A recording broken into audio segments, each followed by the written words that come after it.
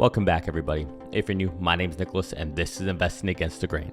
All right, today's episode, there's a few topics I want to talk about, and so I'll just outline them real quick. So there's a few tweets from Elon Musk I want to go over, and I want to give you guys my interpretation of what this could mean, what it could not mean, how we've been disappointed in the past by some things Elon has said. So I want to just unpack some of that and why I'm actually pretty damn optimistic at the moment. Then I also want to go over this EV tax credit that is set to pass, or this deflationary or anti-inflation bill. So I want to give my point of view on this, and honestly, it's a little disappointing, at least from my perspective. So we'll see if you guys agree with me or not. All right, first thing I want to do is I want to share my screen with all of you. So let me share this, and hopefully you guys can see it perfect. So I should be out of the way. So here are a few tweets that Elon dropped a couple days ago. So first, he said FSD Beta 10.69 drops on August 20th. So if you were not aware, during the shareholder meeting, which, by the way, it's been so hard to kind of come back to normal life, if you will. It was just such a great experience with so many amazing people. It's like, I wish that would have been a week-long event rather than just a few hours.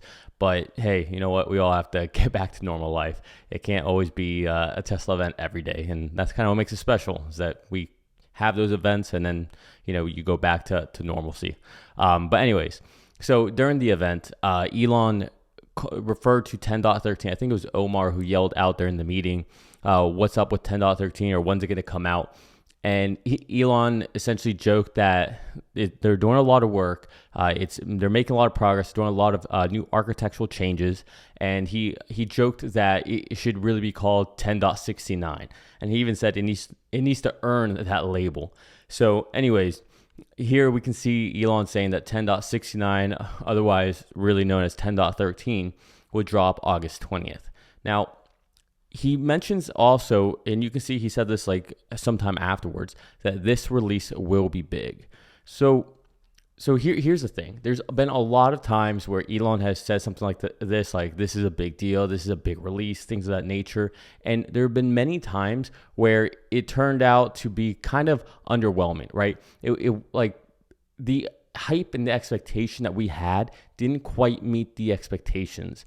Now, we are obviously, I think, a little biased, or maybe not biased. We're just a little more in the blind, right? We don't know everything that's changed underneath the cover. So where Elon might be thinking, oh, we literally just changed all of our current neural net architectures, and instead of using those legacy neural net architectures, we're moving into these better ones that are more efficient, and they are grade A architecture, and that's what we've moved everything into.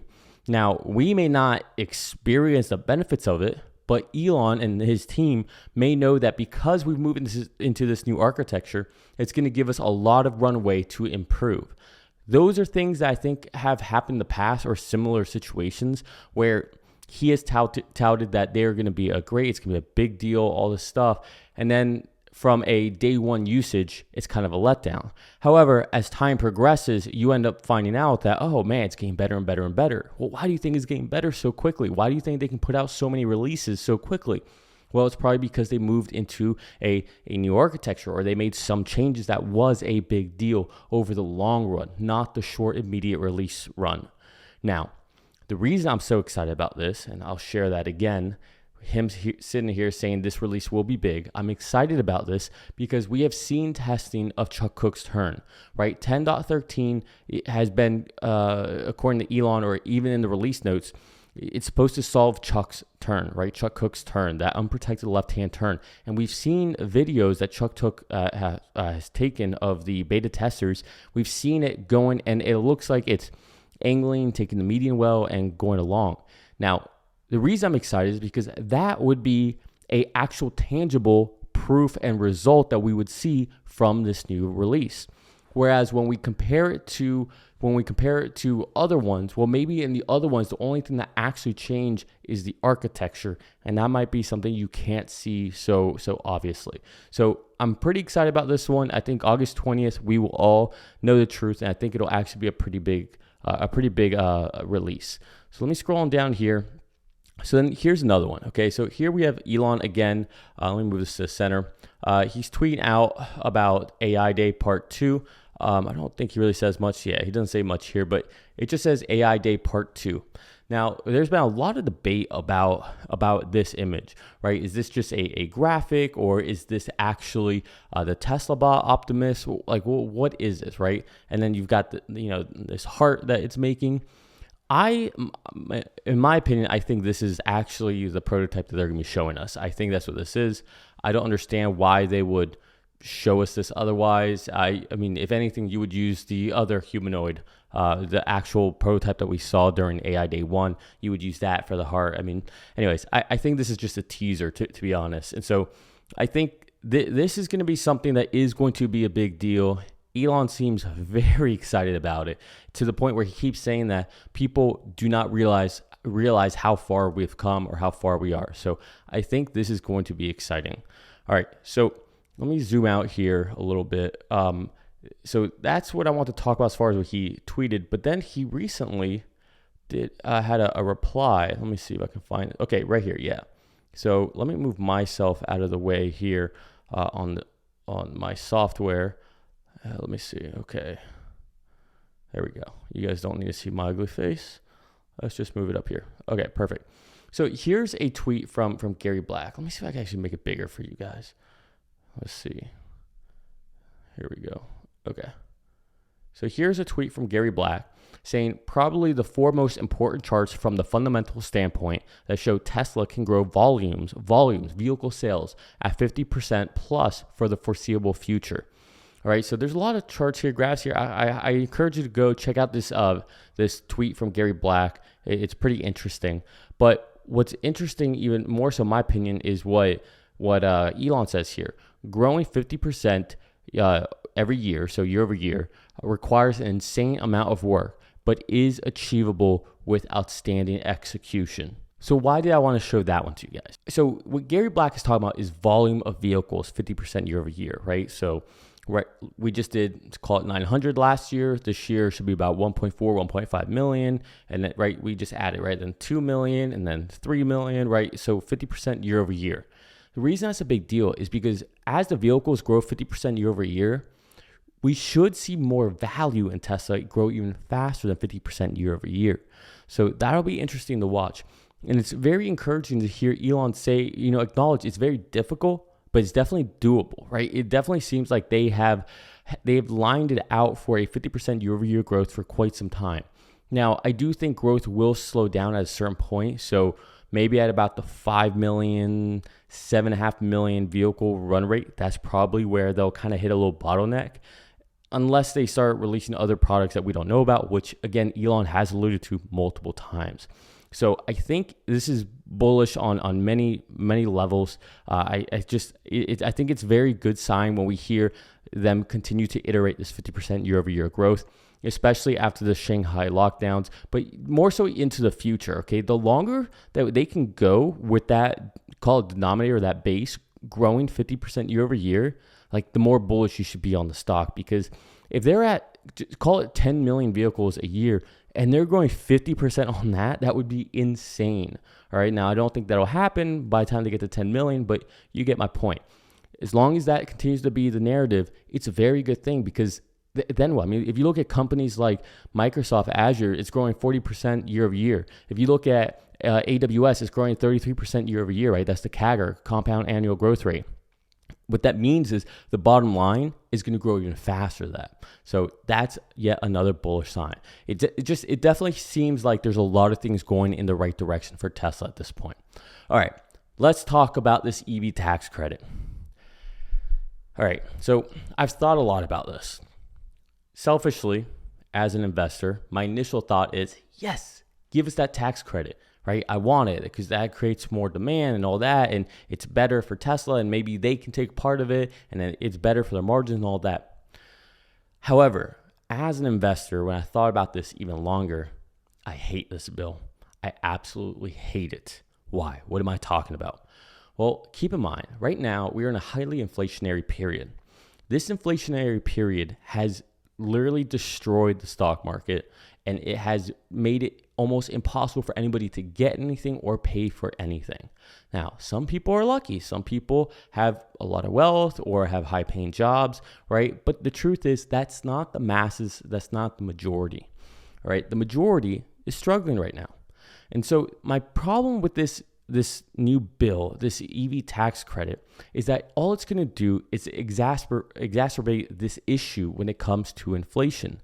Look, there are already too many people wanting electric vehicles, right? There's so much demand out there that no company can keep up. Tesla can't, Ford can't, GM can't, NIO can't, XPeng can't, Volkswagen can't. You can go on. Nobody can keep up. And it's not just electric vehicles. It's even internal combustion engines, right? They're just in general, the whole car market is just completely supply constrained. Okay, they have too much demand to keep up. All right, the supply chain is not there. And even if it was there, right, even if all the materials and everything were there, these companies can't produce the vehicles fast enough, right? That's Tesla's biggest bottleneck right now, is getting these factories ramped up so they can get these vehicles out the door. So why do I hate this EV tax credit? Well, all you're going to do is spur more demand. We don't need more demand right now, because the more demand you create, all you're going to do is raise the prices for these vehicles. Now, I get it. They have certain thresholds and all that, but that's also ridiculous. All right. Why is it that somebody making 400,000 or whatever it is, I don't even know what it is at this point, but all I know, it's a ridiculous amount of per annual income is allowed to use this EV tax credit. If this EV tax credit was really to help people, it would be geared towards people who can't afford it, right? So it wouldn't be geared toward, or not saying geared, but you would have lower limits as far as everyday income.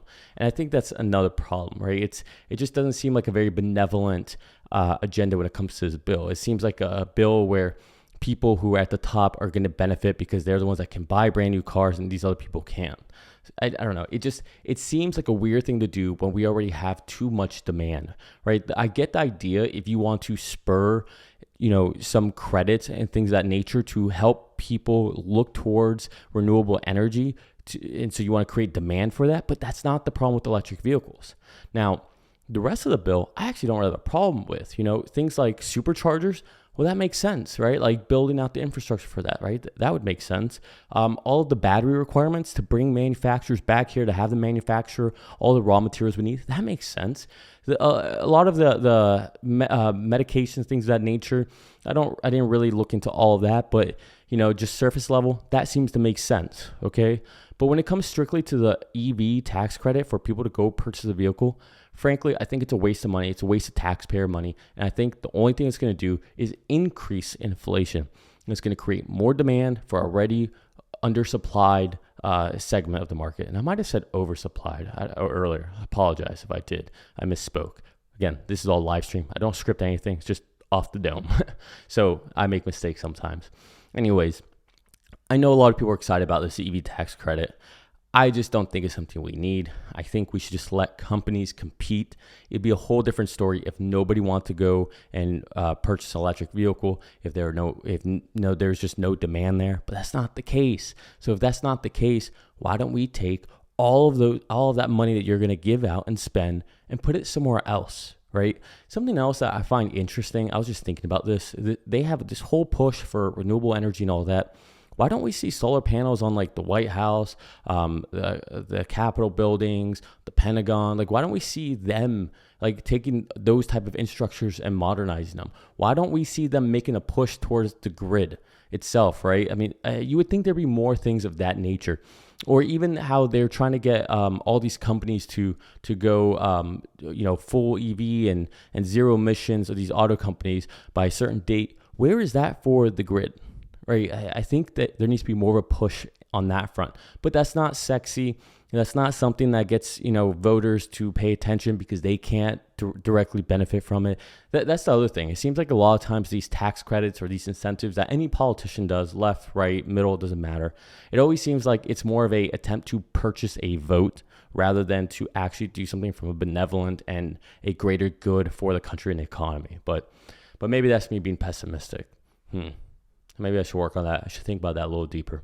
But all right, I will leave it there today. Today, as far as the stock market, nothing too crazy to talk about. So I figured I'd just jump on here and just talk about what I thought was going on with regards to his EV tax credit bill and some thoughts on Elon's comments, which I think are actually really exciting. Now, barring anything crazy, Wednesday, we're going to see the CPI report. So I will be talking about that, covering that, see what that comes out. We'll be talking a lot more deeper about that. And then Friday is my last day in the States before I head out the country. So I'm going to make a special video to kind of bring this channel back to what the roots are, what it's about, right? So there's been a lot of new subscribers, and I know I talk a lot about Tesla. Tesla's the only thing I'm invested in besides real estate. And so I figured maybe it's time to take a moment, introduce all of you to myself, who I am, my philosophy, how I invest, and why I even started this channel to begin with, and the message I'm trying to get out there. So if you're interested in that kind of thing, let me know. And if not, I'm probably going to make it anyways. But I just figured it'd be good for you guys to understand where my mindset is and the decisions I make with my investments. All right, we're going to leave it there. I appreciate if you guys stuck to the end. Do me a favor, hit the like button, hit the subscribe button, ring that bell. I love you all. Stay safe. Peace.